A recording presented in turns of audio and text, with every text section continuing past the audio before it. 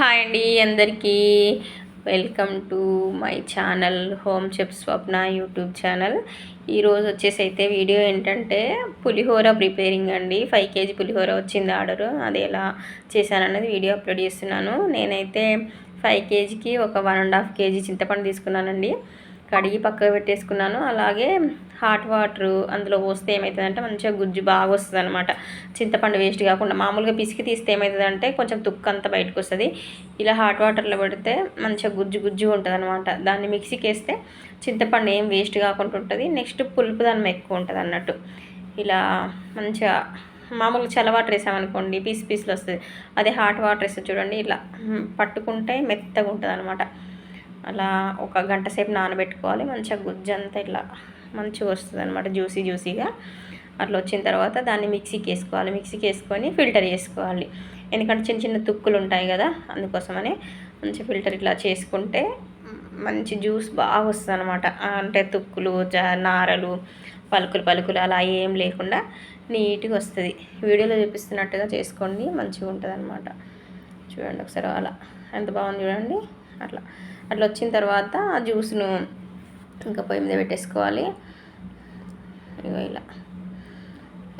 ఇదైతే వినాయక చవితికి వచ్చిందండి. వినాయక చవితి దేవుడి దగ్గరికి పూజ కోసం మా మేడం చేసుకున్నారు.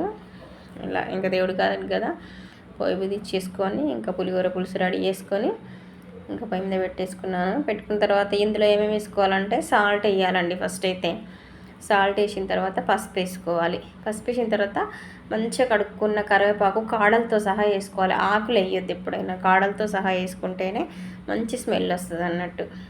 కాడల స్మెల్ బాగుంటుంది. తర్వాత కొంచెం ఆయిల్ వేసేసుకోవాలి.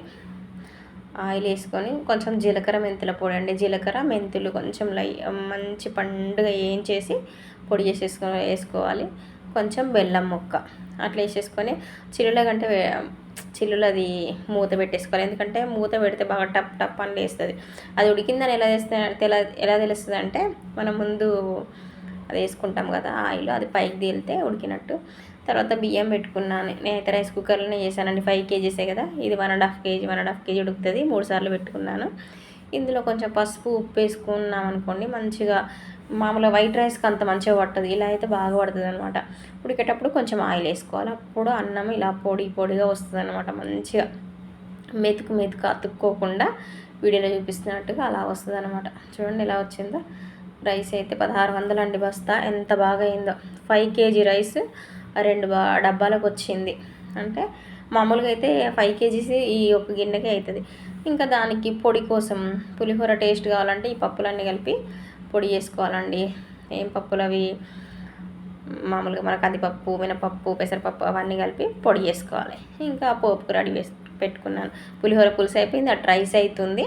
ఇటు ఇంకా పోపుకు అన్నీ రెడీ పెట్టుకున్నాను అనమాట. ఫస్ట్ అయితే పల్లీలు వేయించి పక్కకు పెట్టేసుకున్నాను. తర్వాత ఇవన్నీ పచ్చిమిరపకాయలు కట్ చేసుకొని అవన్నీ పక్కకు పెట్టేసుకున్నాను అనమాట. తర్వాత ఫస్ట్ ఆవాలు, మన శనగపప్పు, మినపప్పు వేయించి అవి కూడా పక్కకు పెట్టేసుకున్నాను. తర్వాత ఆవాలు, ఎండుమిర్చి, పచ్చిమిర్చి అవి వేరే వేయించేసుకున్నాను.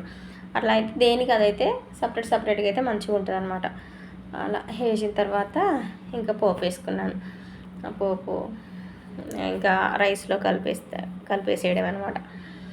ఇంతే, అది వేసేసి మంచిగా కలిపేసుకుంటే చూడండి ఎలా వచ్చిందో.